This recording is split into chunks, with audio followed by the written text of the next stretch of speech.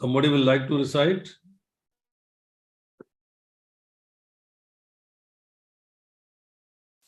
अर्थ अभाव विनिश्चित्य प्रतीतस्य अपि न आत्मनः ताम च अपि युष्मत चरण सेवया अहम परानुदे।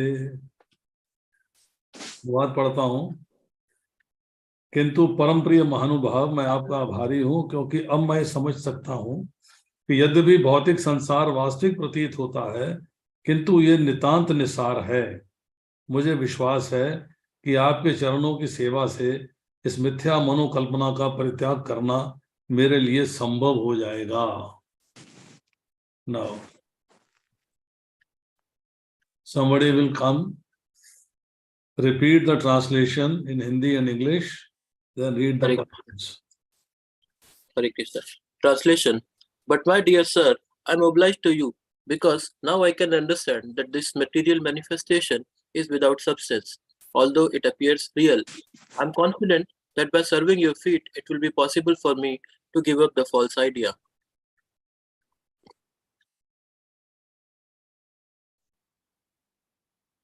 Hindi translation. हरे कृष्णा। किंतु हे महोदय, मैं आपका कृतज्ञ हूँ, क्योंकि अब मैं समझ सकता हूँ कि यह भौतिक जगत सार रहित है। यद्यपि यह वास्तविक प्रतीत होता है, मुझे पूर्ण विश्वास है कि आपके चरणों की सेवा करने से मेरे लिए इस मिथ्या विचार को त्याग सकना संभव हो सकेगा।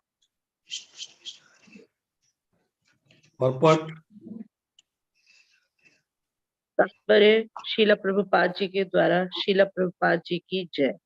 बद्ध जीव के कष्ट सतही होते हैं और उनका कोई वास्तविक महत्व नहीं होता, जिस तरह स्वप्न में किसी के सिर को काटने का कोई महत्व नहीं होता।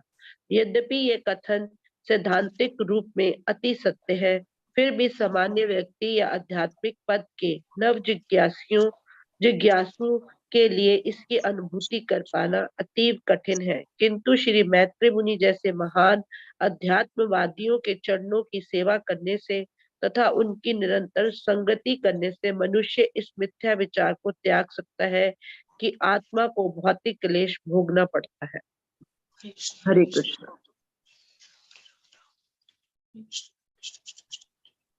Hare Krishna. English में पढ़ता हूँ. The sufferings of the conditioned soul are superficial and have no intrinsic value, like the cutting off of one's head in a dream. Yet, although this statement is theoretically very true, it is very difficult for the common man or the neophyte on the transcendental path to realize practically. However, by serving the feet of great transcendentalists like Maitreya Muni, and by constantly associating with them, one is enabled to give up this false idea that the soul suffers from the material pangs. Hare Krishna. क्या point है जी इसमें important समझने वाला? What do you feel? Hare Krishna Krishna Krishna Hare Ram. Any devotee can come forward. Yes, प्रभु जी। इसमें प्रभु जी यही बताया गया कि मटेरियल जो भी प्रॉब्लम्स होती है सब सुपरफिशियल होती है, सोल को उससे कुछ फर्क ही नहीं पड़ता, लेकिन हमें फिर भी संसार असली लगता है। तो ये एक स्ट्राइकिंग बात है कि हमारी कोई भी प्रॉब्लम मटेरियल मतलब उसका कोई मतलब नहीं है, सार रहित। बद्ध जीवों के क्लेश सतही होते हैं। सतही का मतलब क्या है? सुपरफिशियल। सुपरफिशियल का अर्थ क्या है कि हमें फील होते हैं क्योंकि हम अपने कर्मों का फल भोग रहे हैं, बट एक्चुअल में जैसे यू आर राइटली सेड कि आत्मा के ऊपर उनका इफेक्ट नहीं होता, क्योंकि भोगने के लिए तो शरीर मिला है, तो शरीर पे उनका इफेक्ट होता है। अब दूसरी बात इसमें यह कही गई कि महर्षि मैत्रेय जैसे महान योगी के चरणों की सेवा द्वारा और उनके नित्य सहचर्य के द्वारा मनुष्य इस मिथ्या भूत को त्यागने के योग्य हो जाता है। यहाँ पे इनडायरेक्टली ये बता रहे हैं कि गुरु के चरणों की सेवा करने से आपको भौतिक क्लेशों से भी और हर प्रकार के क्लेशों से भी मुक्ति मिल जाती है। अगर आप टेंशन में हैं, मैं मरने के बाद कहाँ जाऊंगा, गुरु के चरण पकड़ेंगे, गुरु आपको रास्ता बताएंगे, उस रास्ते पर आप चलोगे और चलने के बाद आप प्रॉपर जगह जहाँ जाना चाहिए वहां पहुंच जाओगे। जाना कहाँ है? गोलोक वृंदावन। स्थान वही है, परंतु वहां जाने के लिए मार्ग क्या है? मार्ग है via instructions, following instructions of the गुरु। ये बात कही गई है। अब उसके बाद तीसरी बात इसमें कही गई है कि जन साधारण अर्थात दिव्य मार्ग में नव दीक्षित के लिए व्यवहारिक रूप से इसकी अनुभूति होना कठिन है, कि नियोफाइट जो है इसको अंडरस्टैंड नहीं कर पाता है। जैसे जैसे आप भक्ति में आगे प्रोग्रेस करेंगे तब आपको इसकी अंडरस्टैंडिंग आती चली जाएगी कि what is right for me and what is wrong for me, क्या करनी है, क्या करनी है, क्या करना चाहिए, क्या नहीं करना चाहिए। This picture will be clear in your mind. और कोई कुछ कहना चाहता है? Anybody wants to add? इसमें ये भी है प्रभु जी कि हमें प्योर डिवोटीज जैसे मैत्रेय मुनि है उनके चरणों की सेवा करनी चाहिए तथा उनकी निरंतर संगति करनी चाहिए। That is that association of devotees. जब आप डिवोटीज को एसोसिएट करेंगे तो डिवोटीज आपका कॉन्टेक्ट जो है किसी सीनियर डिवोटी के साथ करवा देंगे। सीनियर डिवोटी आपका शिक्षा गुरु भी हो सकता है और उसके बाद दीक्षा गुरु भी हो सकता है, दोनों हैं। तो पहले शिक्षा गुरु के साथ आपका कांटेक्ट बनेगा, फिर आपका दीक्षा गुरु के साथ कांटेक्ट बनेगा, फिर आपका अल्टीमेटली चैत्य गुरु जो हृदय में बैठे भगवान है उनके साथ आपका कांटेक्ट बनेगा। तो आप परंपरा में आ जाओगे, अब रास्ते ठीक रास्ते पे चलना शुरू कर दोगे। Anyone else? मनीषा माता जी, निमी माता जी, सिमी माता जी कुछ कहना चाहती हैं? नहीं प्रभु जी, बता दिया आपने। बता हरे दिया पूरा। कृष्णा प्रभु जी, आप सब कुछ कवर हो गया है। हरे कृष्णा।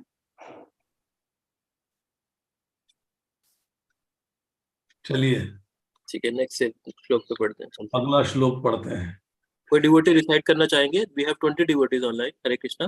हरे कृष्णा। हरे कृष्ण। Yes yes Maharaj. यत्सेव्या भगवता कूटस्थस्य मधुदिश रतिरासो भवेत् पाद्यो वर्षनार्दन। हरे कृष्ण।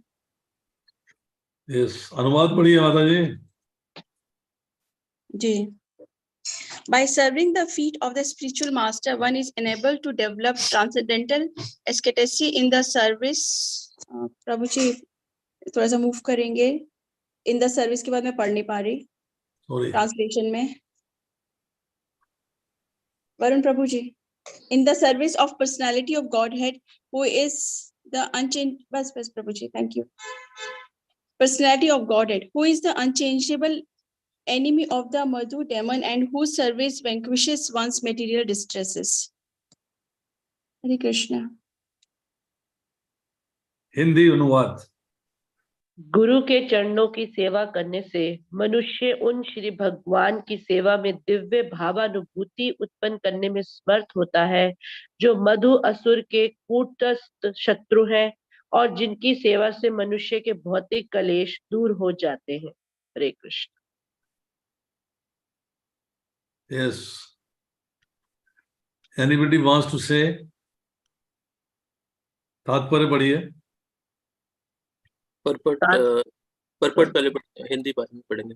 तात्पर्य: श्री मैत्रेय मुनि जैसे प्रामाणिक गुरु की संगति श्री भगवान की प्रत्यक्ष सेवा के लिए दिव्य अनुरक्त प्राप्त करने में परम सहायक हो सकती है। श्री भगवान मधु असुर के शत्रु हैं, या दूसरे शब्दों में अपने शुद्ध भक्त के कष्टों के शत्रु हैं। इस श्लोक में रति रास शब्द महत्वपूर्ण है। श्री भगवान की सेवा विभिन्न दिव्य रसों, संबंधों, शांत, दास्य, सांख्य, वात्सल्य तथा माधुर्य में की जाती है। श्री भगवान की दिव्य सेवा के मुख पद पर स्थित जीव उपयुक्त रसों में से किसी एक रस के प्रति आकृष्ट होता है, और जब यह श्री भगवान की दिव्य प्रेममयी सेवा में लग जाता है तो भौतिक जगत से उसकी आसक्ति स्वतः समाप्त हो जाती है। जैसा कि श्रीमद् भगवद गीता 2:59 में कहा गया है, रस वर्जम रस्यो अपस्य परम दृष्टा निर्वर्तते। हरे Krishna. Yes. English. Purport, any devotee would like to read? I can read, Prabhuji. Sure.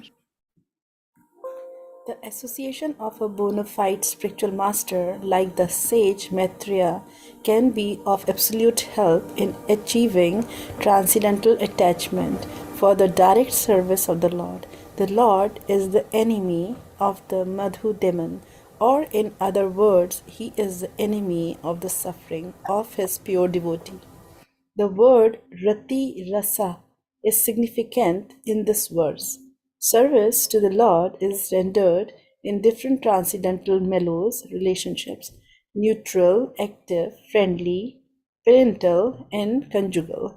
A living entity in the liberated position of transcendental service to the Lord becomes attracted to one of the above mentioned mellows.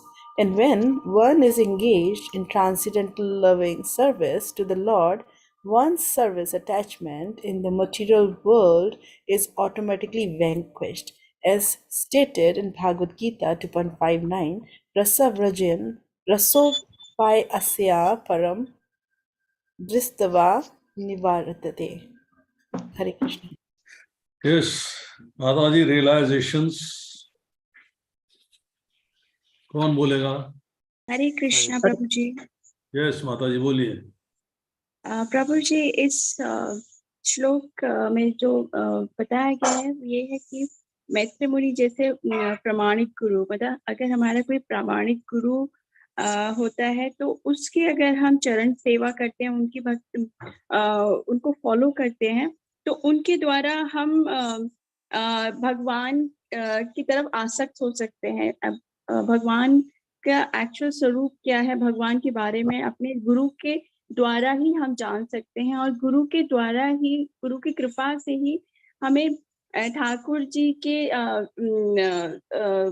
प्रति एक तरह से प्रेम उत्पन्न होता है, और वो प्रेम किसी भी भाव में हो सकता है, वो फिर शांत भाव में हो, वीर, सख्य, वात्सल्य और माधुर्य, ये किसी भी भाव में हम ठाकुर जी के प्रति सेवा भाव रखते हैं। और बस प्रभु जी, और बोलूं या और छोड़ दूं दूसरों के लिए?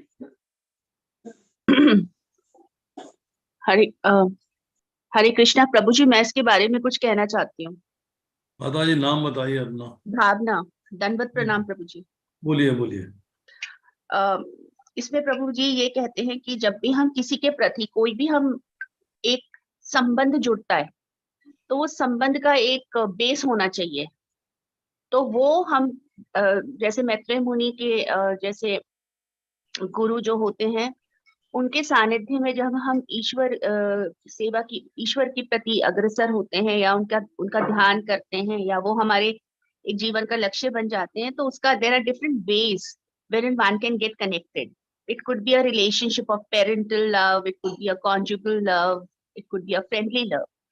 और इसमें आपने क्योंकि realizations की बात करी है, there is one realization which I have, that sometimes this is an interchangeable relationship.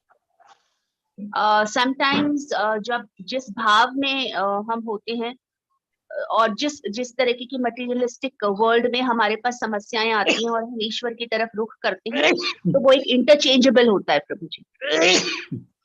So this is what I wanted to say about it. Anyone else? और कोई?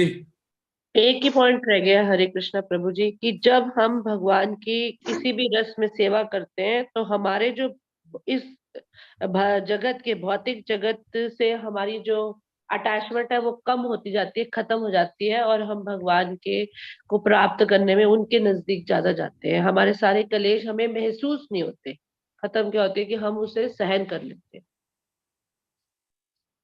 और कोई?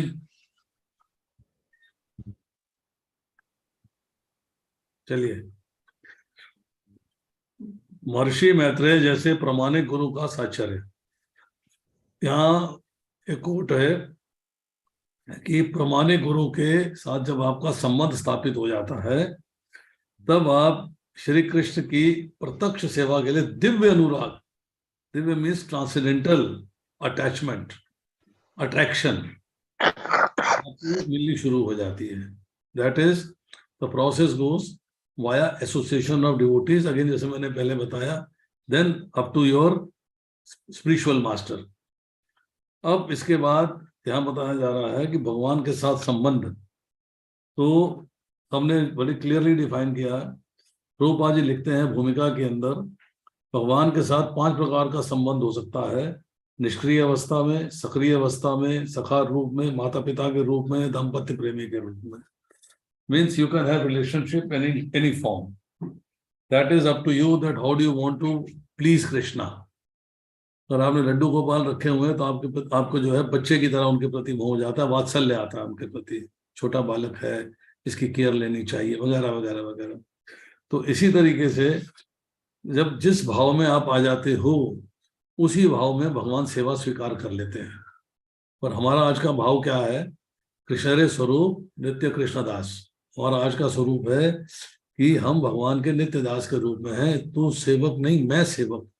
हम लोग करते क्या? भगवान से सेवा करवाते, मेरा ये कर दो, मेरा ये कर दो, मेरा ये कर दो, मेरा कर ना। मैं सेवक, तू स्वामी। आप स्वामी हैं, मैं आपका सेवक हूं, और मैं उस सेवा भाव से आपकी सेवा करूंगा, और मैं उम्मीद करता हूं कि वो सेवा भाव आपको स्वीकार होगा। बट सेवा भाव कैसा होना चाहिए? As instructed by the spiritual master, अपने मनोधर्म से नहीं, अपनी मर्जी से नहीं। अब इसके बाद लास्ट वर्ड जो है वो है रसवर्जम रसोऽप्यस्य परम दृष्ट्वा निवर्तते, कि इस भगवद गीता के दूसरे अध्याय के 59वें श्लोक में कहा गया है, जब उत्तम रस की प्राप्ति होती है तो निम्न रस भूल जाता है। आदमी साइकिल चलाता था, स्कूटर आ गया, साइकिल भूल गया, कार आ गई, स्कूटर भूल गया, मूंग की दाल खाता था, पनीर आ गया तो मूंग की दाल भूल गया। मीन्स तो उसको लगता है कि निम्न है और ये मेरा सुपीरियर है, उसकी फीलिंग है, उसके मन के भाव है, तो दूसरी चीज को इग्नोर कर देता है। जब आप भक्ति में आ जाते हो, भक्ति में आने के बाद जब भगवान की सेवा में लग जाते हो तो उत्तम रस है, तब आपको निम्न रस, मतलब भौतिक संसार को भोगने का रस जो है उनको त्याग देते हैं। छोड़ो, ये बेकार की बात है, ठाकुर जी की सेवा की जाए, ये बेकार की बात है, ठाकुर जी की सेवा की जाए। तो जब निम्न रस को छोड़ देते हो तो उत्तम रस की प्राप्ति हो जाती है। उत्तम रस में आने के बाद आप भगवान की सेवा में मस्त हो जाते हो, आनंद प्राप्त करते हैं। चलिए श्लोक संख्या 20। Who will recite? हरे कृष्णा प्रभु। बोलिए अमित माता जी। दुरापा अल्प तपसः सेवा वैकुंठ वर्तमसुः यत्रोपगीयते नित्यं देवदेवो जनार्दनः। हाँ जी, बताइए। अनुवाद। जिन लोगों की तपस्या अतल्प है वह उन शुद्ध भक्तों की सेवा नहीं कर पाते जो भगवत धाम अर्थात वैकुंठ के मार्ग पर अग्रसर हो रहे होते हैं। शुद्ध भक्त 100% उन परम प्रभु की महिमा के गायन में लगे रहते हैं जो देवताओं के स्वामी तथा समस्त जीवों के नियंता है। Hare Krishna. Yes, Who will speak तात्पर्य? इंग्लिश में पढ़िए पहले अनुवाद इसका, translation in English.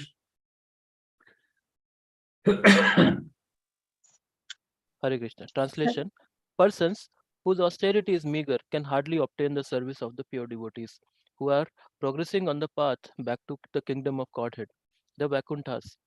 Pure devotees engage 100% in glorifying the Supreme Lord, who is the Lord of the demigods and the controller of all living entities. चलिए, कौन बोलना चाहेगा परपट को? English and Hindi. Hare Krishna Prabhu ji. Hare Krishna Prabhuji. The path of liberation as recommended by all authorities is to serve the Mahatma Transcendentalists.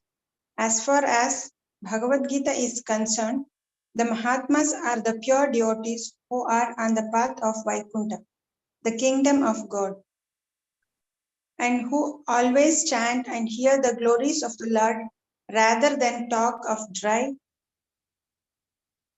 profitless philosophy. This system of association has been recommended since time immemorial.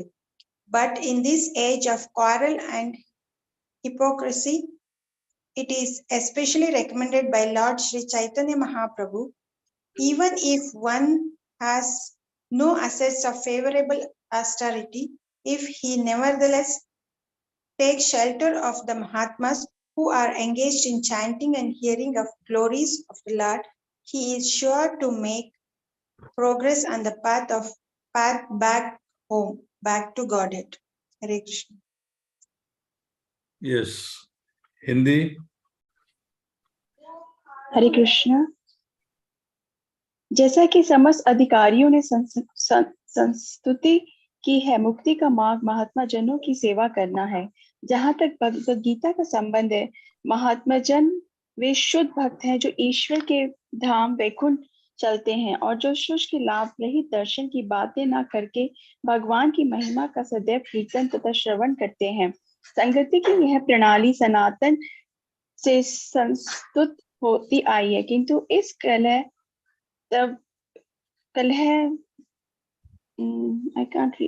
तथा युग में श्री चैतन्य महाप्रभु द्वारा इसकी विशेष रूप से संस्तुति की गई है। अनुकूल तपस्या की निधि न होने पर भी यदि कोई व्यक्ति उन महात्माओं की शरण में जाता है जो भगवान की महिमाओं और कीर्तन में लगे रहते हैं, तो वह भगवत धाम वापस जाने के पथ पर अवश्य प्रगति कर सकता है। हरे कृष्ण। Yes. माता जी बताइए, what is important in this? इसमें ये लिखा है प्रभु जी कि जैसे किसी के पास कम ऑस्टेरिटी है, वो उन शुद्ध भक्तों की सेवा नहीं कर पाते जो वैकुंठ या भगवत धाम के मार्ग पर अग्रसर होते हैं। शुद्ध भक्त जो है 100% वो भगवान के गायन में लगे रहते हैं, प्रभु की महिमा के गायन में लगे रहते हैं। और जो भगवान जो है वो देवताओं के स्वामी है और he is the controller of all living entities. और प्रभु जी इसमें मेनली संगति की बात की गई है कि अगर आपको भगवत धाम, अगर आपको ठाकुर जी की सेवा या उस मार्ग में अगर आप पृथक हो चुके हैं, तो आपको वैष्णव संग करना चाहिए, शुद्ध भक्त का संग करना चाहिए। वही आपका प्रगति मार्ग है। उन्हीं के द्वारा आप आगे प्रगति कर सकते हैं अपने साधना और भक्ति में।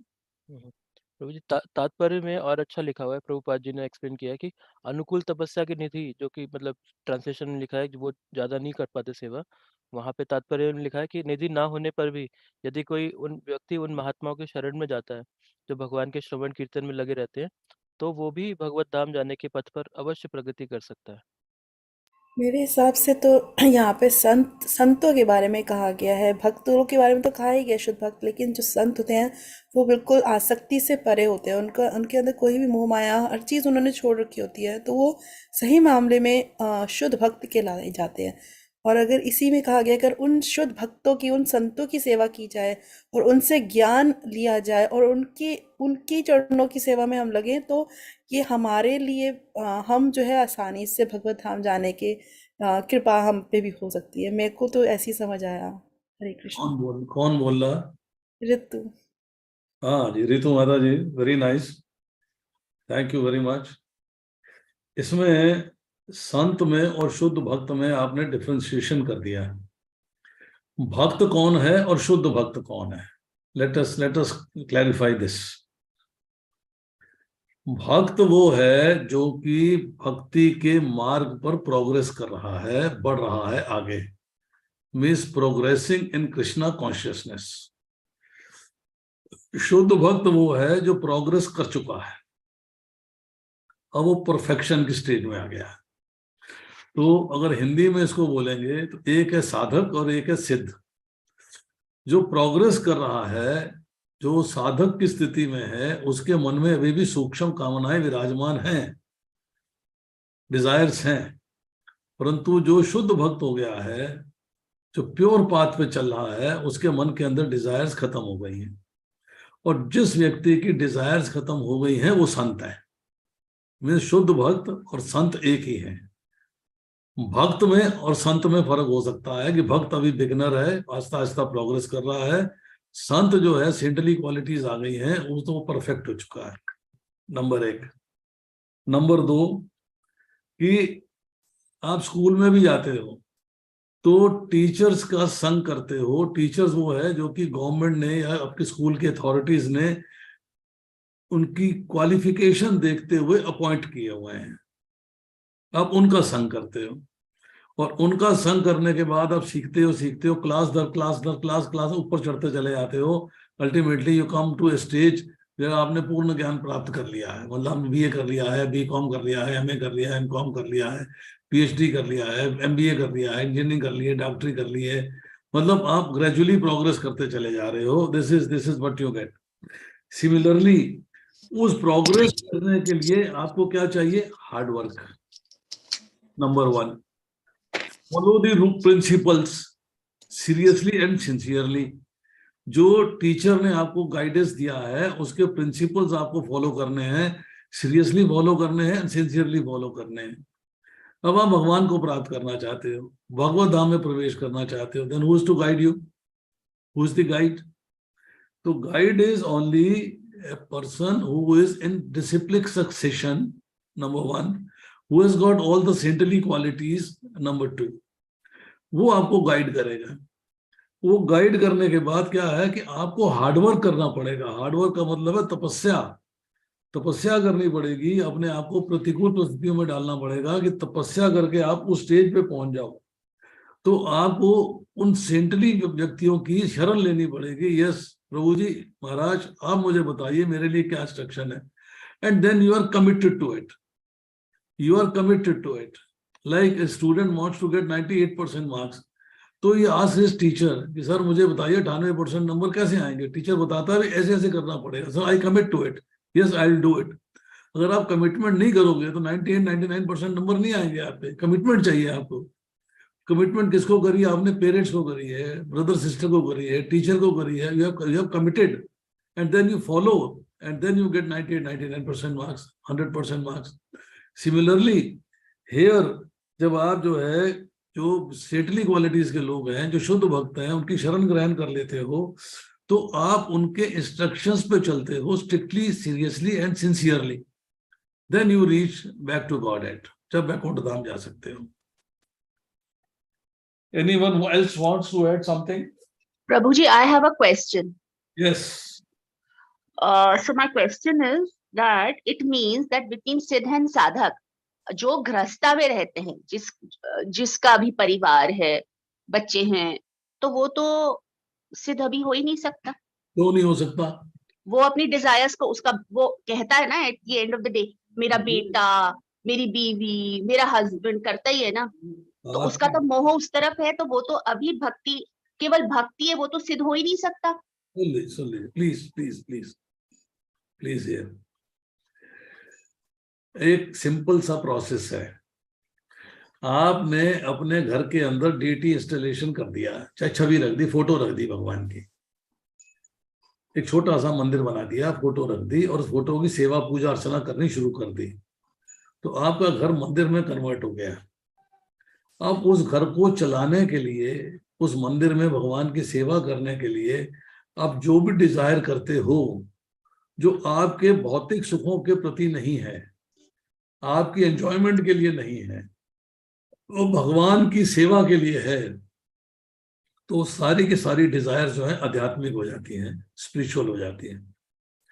बच्चों को आप गाइड करते हो, बी कृष्णा कॉन्शियस।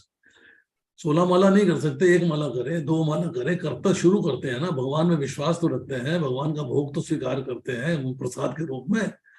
जब वो बच्चे, आप उस रास्ते में चलते हो, तो बच्चों को पढ़ाना, लिखाना, जीवन में व्यवस्थित करना वो आपकी जिम्मेदारी है।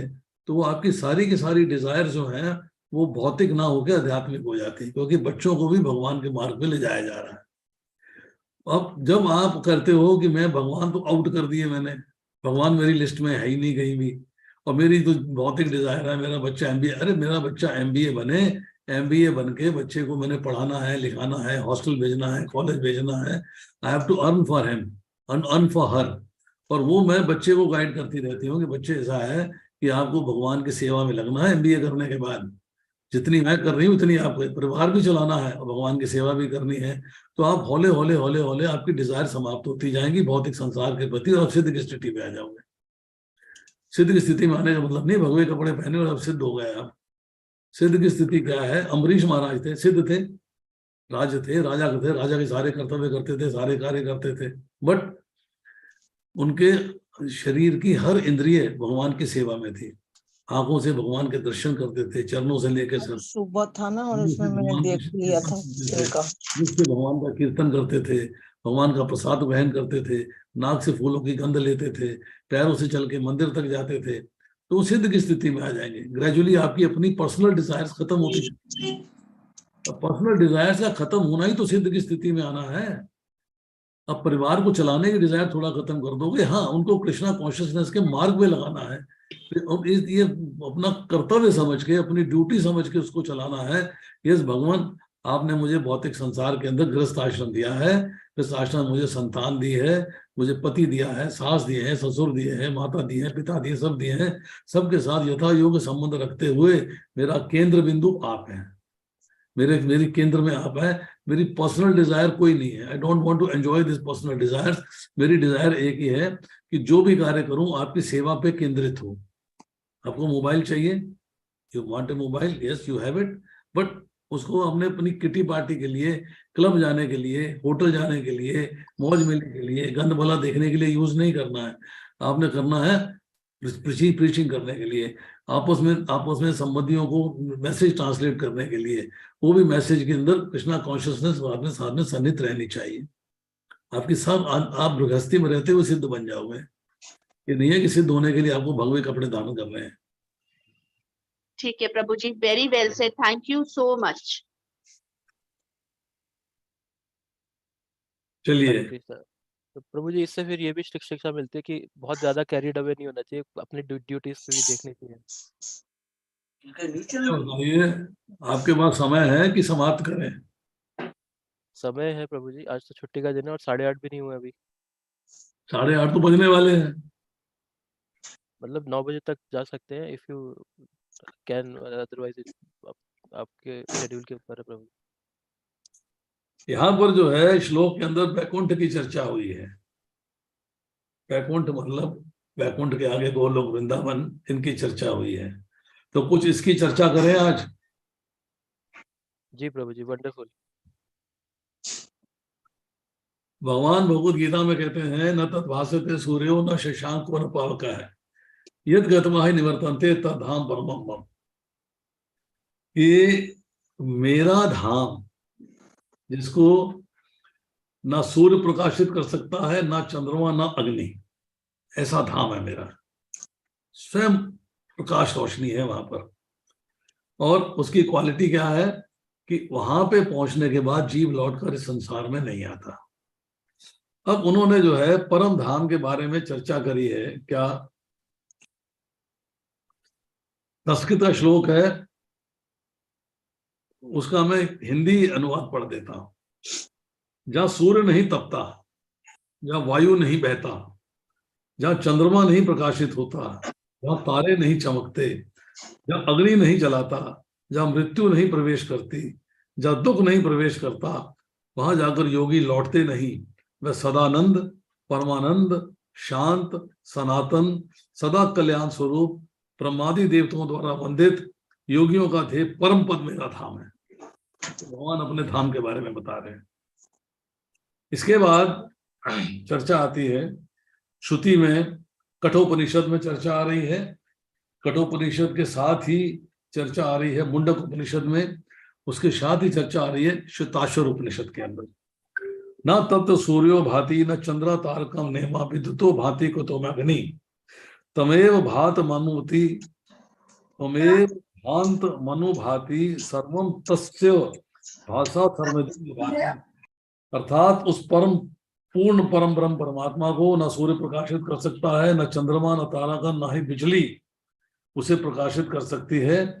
जब ये सूर्यादि भी उसे प्रकाशित नहीं कर सकते, तो इस लौकिक अग्नि की तो बात ही क्या है। ये सब उसी के प्रकाशित होने के पीछे पीछे प्रकाशित होते हैं। उनके प्रकाश से ही सब कुछ प्रकाशित होता है। ये भगवान ने अपने परम धाम के बारे में बताया। अब चर्चा करते हैं थोड़ी सी परम धाम के बारे में कि परम धाम है कैसा। चर्चा चल रही है बहुलाश और जनक जी के बीच में, और अल्टीमेटली बहुलाश और नारद जी के बीच में। बहुलाश कौन है? जब लीनियज लेते हैं हम इक्ष्वाकु महाराज की, तो उसमें बहुत नीचे जाके जो है एक जो राजा हुए उनका नाम था रित, उनके पुत्र हुए सुनक, उनके पुत्र हुए विथव्या, उनके पुत्र हुए धृति, और उनके पुत्र हुए भयलाश। भयलाश के पुत्र हुए कृत, और कृत के पुत्र हुए महावासी। ये इसके आगे बहुत लीनियज है, बहुत लंबी है, पहले भी बहुत लंबी है, बाद में भी बहुत लंबी है। तो ये बहुलाश जो है नारद जी से प्रश्न कर रहे हैं। उन्होंने, राजा बहुलाश ने पूछा नारद जी से, साक्षात परिपूर्णतम भगवान श्री कृष्ण चंद्र सर्वव्यापी चिन्मय गोलोक धाम से उतरकर जो भारतवर्ष के अंतर्गत द्वारकापुरी में विराज रहे हैं, इसका क्या कारण है? उन भगवान कृष्ण के सुंदर बृहत विशाल ब्रह्म स्वरूप गोलोक धाम का वर्णन कीजिए। अब वर्णन करवाया जा रहा है नारद जी से, और करवा रहे हैं भूलाश हम लोगों के लिए। देखिए अब नारद जी क्या कह रहे हैं, सुनिए। जो जीव पाकर भी कीर्तनीय भगवान कृष्ण का कीर्तन नहीं करता, उस दुर्बुद्धि मनुष्य मोक्ष की सीढ़ी पाकर भी उस पर चढ़ने की चेष्टा नहीं करता। राजन, अब इस वराह कल्प में धरा धाम पे जो भगवान श्री कृष्ण का पदार्पण हुआ है, या उनकी जो जो लीलाएं हुई हैं, मैं तुमसे कहता हूं, सुनो। बहुत पहले की बात है। दानव दैत्य आसुर स्वभाव के मनुष्य दुष्ट राजाओं के भारी भार से अत्यंत पीड़ित हो पृथ्वी गौ का रूप धारण करके अनाथ की भांति रोती बिलखती हुई अपनी आंतरिक व्यथा निवेदन करने के लिए ब्रह्मा जी की शरण में गई। उसका शरीर कांप रहा था, उसकी कष्ट होता, उसको ब्रह्मा जी ने धीरज बंधाया। वह तत्काल समस्त देवताओं तथा शिव जी को साथ लेकर भगवान नारायण के बैकुंठ धाम में गए। वहां जाकर ब्रह्मा जी ने चतुर्भुज भगवान विष्णु को प्रणाम करके अपना सारा अभिप्राय निवेदन किया। तो लक्ष्मीपति भगवान विष्णु उन उद्विग्न देवताओं तो ब्रह्मा से इस प्रकार बोले।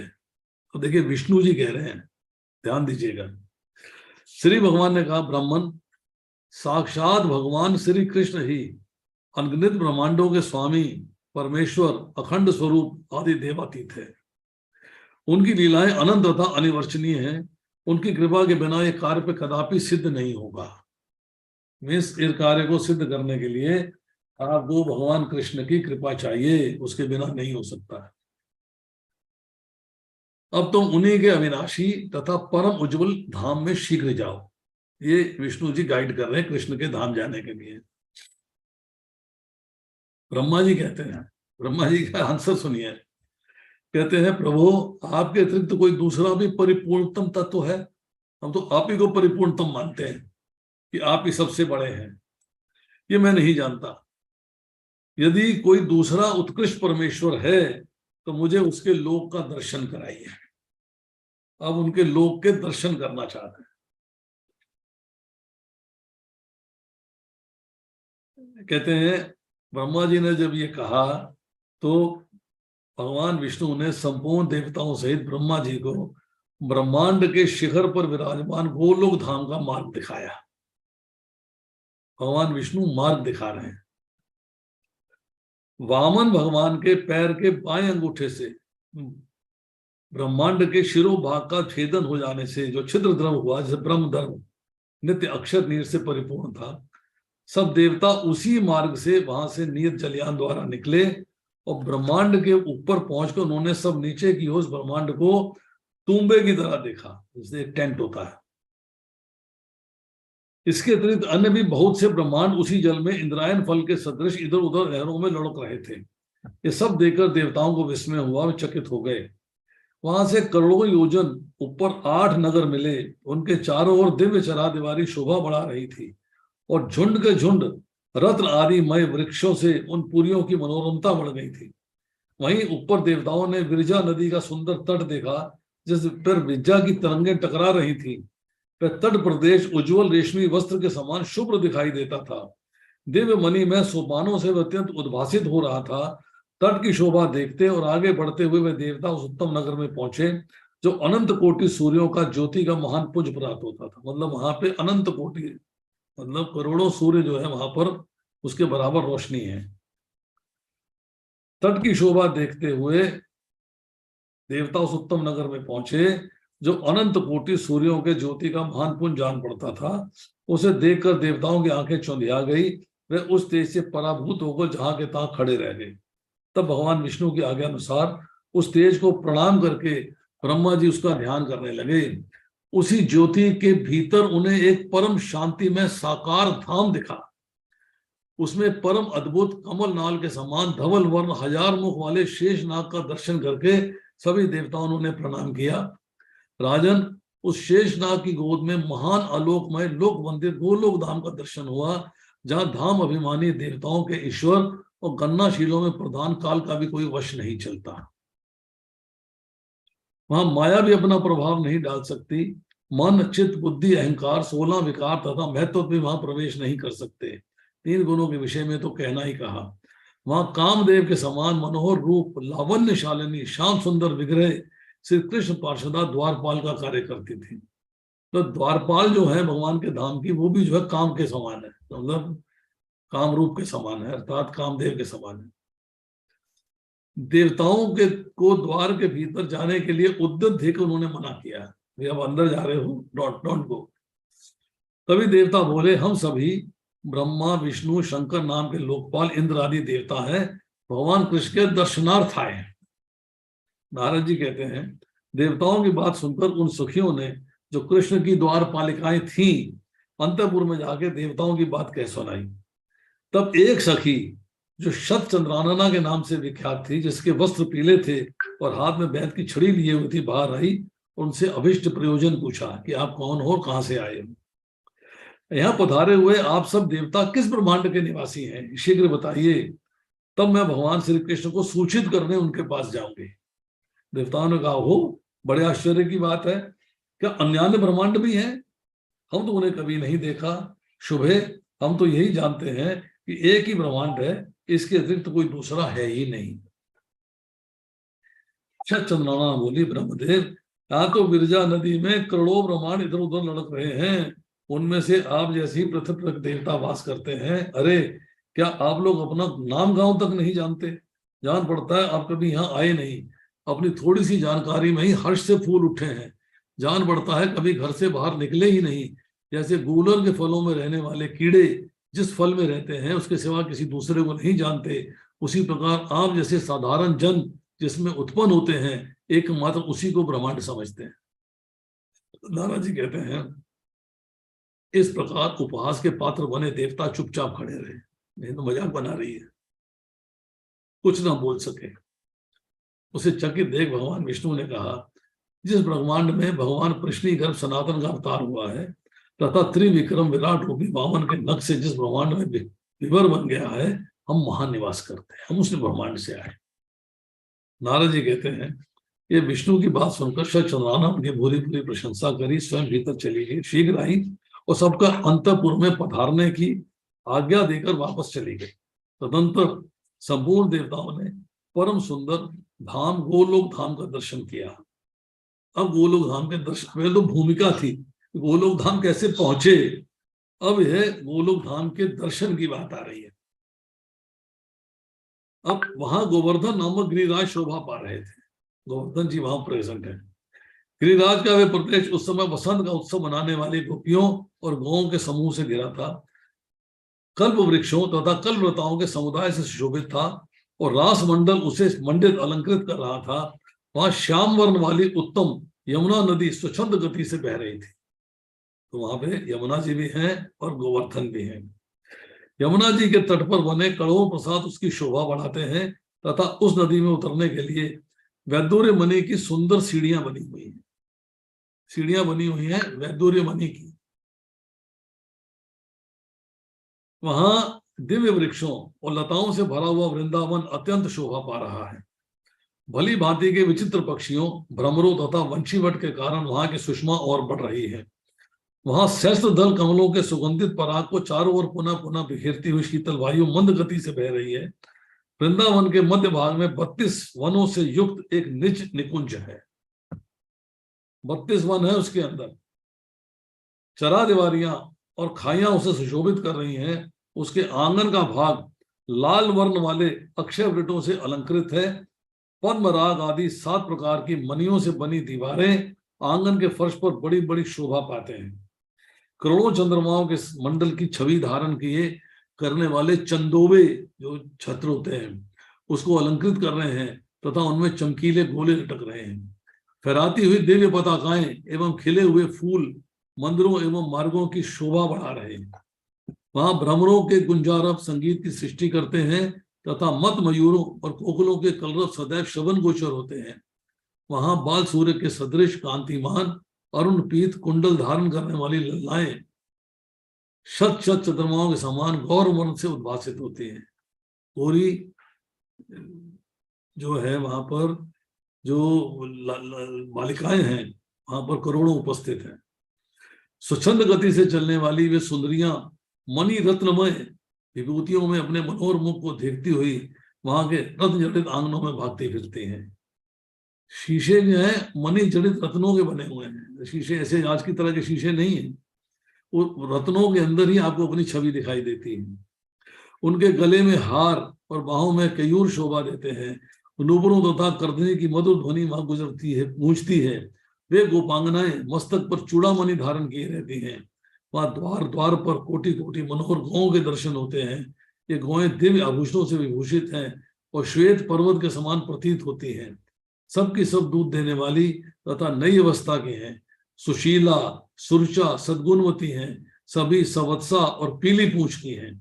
ऐसी भव्य रूप वाली गौएं वहां पर सब ओर विचर रही हैं। उन गौओं के घंटों और उनके मंजीरों से मधुर ध्वनि उत्पन्न होती है। किंजील जालों से विभूषित उन गौओं के सींगों में सोना मड़ा है। वे स्वर्ण तुल्य हार एवं मालाएं धारण करती हैं। उनके अंगों से प्रभा छिटकती रहती है। सभी गौएं भिन्न भिन्न रंग वाली हैं। कोई उजली है, कोई काली है, कोई पीली है, कोई लाल है, कोई हरी है, कोई तांबे के रंग की है, कुछ चितकबरे रंग की है। किन्हीं किन्हीं का वर्ण धुएं जैसा है। बहुत सी कोयल के समान रंग वाली काली है। दूध देने में समुद्र की तुलना करने वाली उन गायों के शरीर पर तरनियों के हाथों के चिन्ह शोभित हैं तथा युवतियों के हाथों में रंगीन छापे दिए गए हैं। हिरण के समान छलांग भरने वाले पशुओं से उनकी अधिक शोभा बढ़ गई है। गायों के झुंड में विशाल शरीर वाले सांड भी इधर उधर घूम रहे हैं। उनकी लंबी गर्दन और बड़े बड़े सींग हैं। उन सांडों को साक्षात धर्म धुरंधर कहा जाता है। गौओं की रक्षा करने वाले चरवाहे भी अनेक हैं। उनमें से कुछ तो हाथ में बेंत की छड़ी लिए हुए हैं और दूसरों के हाथ में सुंदर बांसुरी शोभा पाती है। उन सब के शरीर का रंग श्यामल है। तो भगवान श्री कृष्णचंद्र की लीलाएं ऐसे मधुर स्वरों में गाते हैं कि उसके सुनकर कामदेव भी मोहित हो जाए। इस दिव्य निज नुकुंज को संपूर्ण देवताओं ने प्रणाम किया और भीतर चले गए। वहां उन्हें 1000 दल वाला एक कमल दिखाई, जिसमें 1000 पत्ते हैं, वो कमल दिखाई देता है। वह ऐसा सुशोभित था मानो प्रकाश का पुंज हो।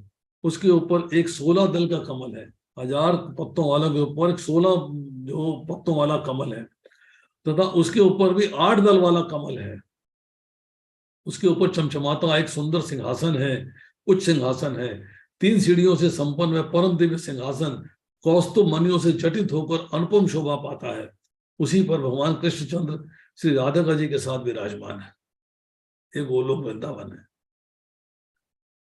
ऐसी झांकी उन समस्त देवताओं को मिली तो युगल रूप भगवान मोहिनी आदि 8 दिव्य सखियों समन्वित श्री दामा प्रवृत्ति 8 गोपालों द्वारा सेवित है। उनके ऊपर हंस के समान सफेद रंग वाले पंखे झेले जा रहे हैं। हीरों से बनी मूठ वाली चंवर ढुलाई जा रही है। भगवान की सेवा में करोड़ों ऐसे छत्र प्रस्तुत हैं जो कोटि चंद्रमा की प्रभा से लुलित हो रहे हैं। भगवान श्री कृष्ण के वाम भाग में विराजित राधिका जी जैसे बाई भुजा सुशोभित है और भगवान ने स्वेच्छा पूर्वक अपने दाहिने पैर को टेढ़ा कर रखा है। हाथ में बांसुरी धारण किए हुए हैं। उन्होंने मनोहर मुस्कान से भरे मुखमंडल और भ्रकुटी विलास से अनेक कामदेवों को मोहित कर रखा है। श्री हरि की मेघ समान श्यामल कांति है। कमल दल की भांति उनकी विशाल आंखें हैं। घुटनों तक लंबी बड़ी भुजाओं वाले प्रभु अत्यंत पीले वस्त्र पहने हुए हैं। भगवान गले में सुंदर वनमाला धारण किए हैं जिस पर वृंदावन में विचरण करने वाली मतवाले भ्रमरों की गुंजार हो रही है। पैरों में घुंघरू, हाथ में कंकन छटका रहे हैं। अति सुंदर मुस्कान उनको मोहित कर रही है। श्री वत्स का चिन्ह अमूल्य रत्नों से बने किरीट, कुंडल, बाजूबंद और हार यथा स्थान भगवान की शोभा बढ़ा रहे हैं। श्री भगवान के ऐसे दिव्य दर्शन प्राप्त कर संपूर्ण देवता आनंद के समुद्र में गोता खाने लगे। अत्यंत हर्ष के कारण उनकी आंखों से आंसुओं की धारा बह चली। वे संपूर्ण देवताओं ने हाथ जोड़कर विनीत भाव से उन परम पुरुष कृष्ण चंद्र को प्रणाम किया।